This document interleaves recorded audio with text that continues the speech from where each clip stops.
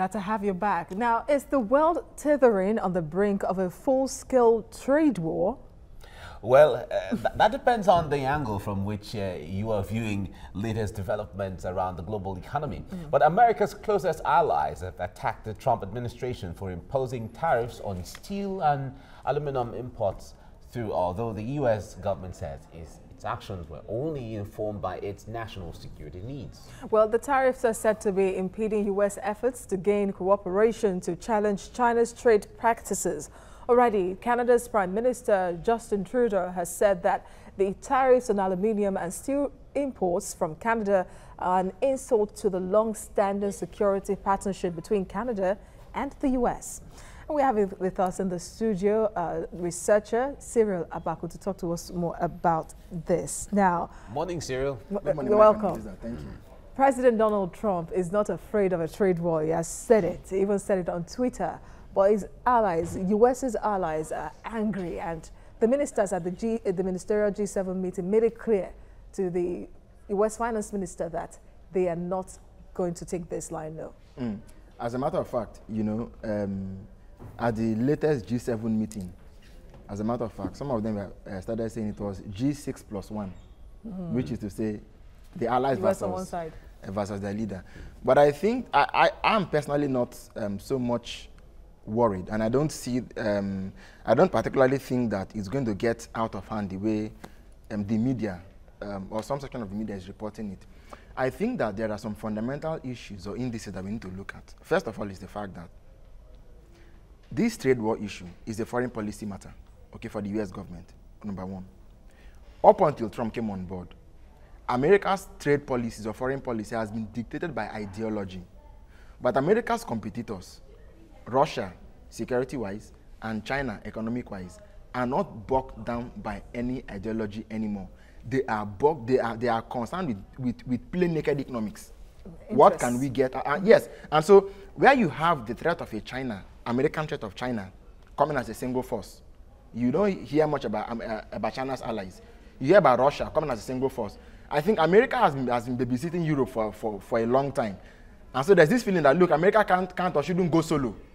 We all have an equal stake in this. Meanwhile, without America's covering, militarily, politically, and economically, Europe would have been overrun over and over and over again, including Mexico and Canada. So I think that it's a painful process that Trump is cutting out of it. But I think, if what I perceive to be the new face of the world power balance in terms of economics is what's going to be, then I think that America needs a stronger, bolder hand in dealing with China and Russia, and not to be bogged down by whether their partners are agreeing to it or not.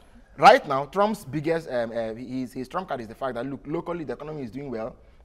They've been able to reduce unemployment about 3.8%, unprecedented in almost more than half a century. Jobs. Okay, yes, create jobs, and then the economy is doing well locally.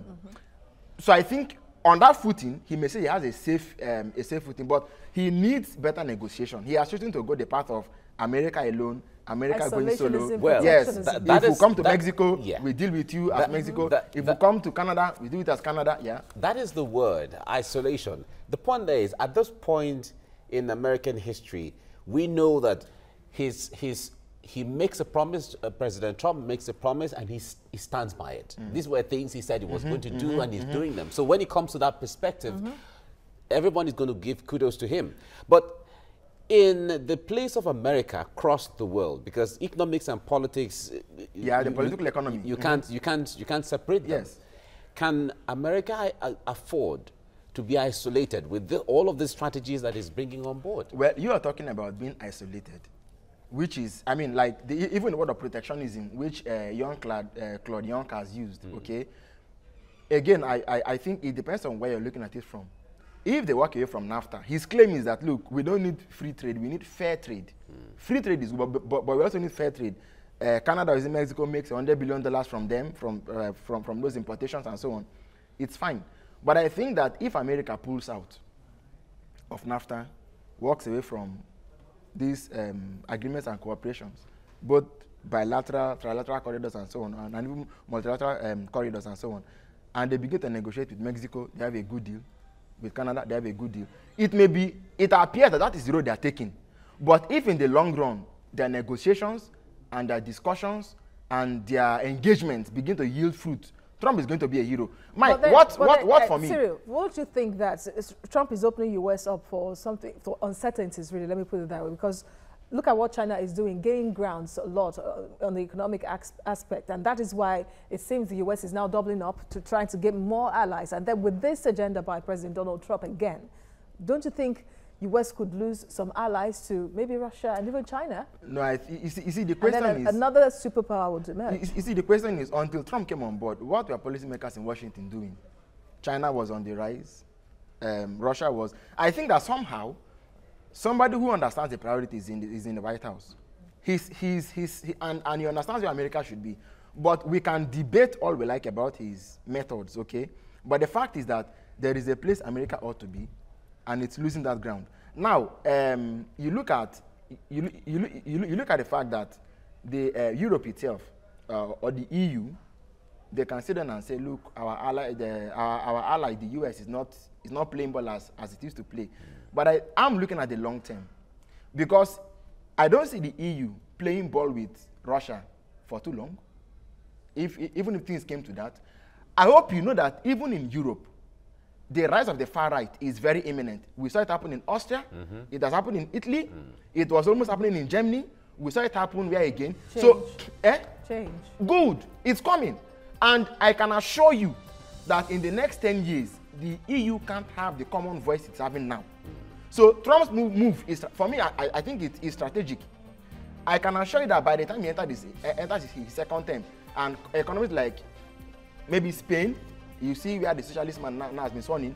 So let's say maybe Italy and some key players in the EU are beginning to have those shakings. They can no longer have the strong voice that they're having now. And so I think if the world is going to get into a corridor of conservatives and unilateral economies and so on, it will be good for America still to be ahead of that competition. Well, but the point there is, if Europe, on the other hand, is not cohesive, then it gives power to Russia or gives power to China against the United States. No, but that's why China is some allies in Africa because of time. And that's why America has to get ahead of that competition. Okay. Cyril Abaku, thank you so much for coming on the program. My pleasure, Mike. Thank you. Anytime. Right. Nice to see you.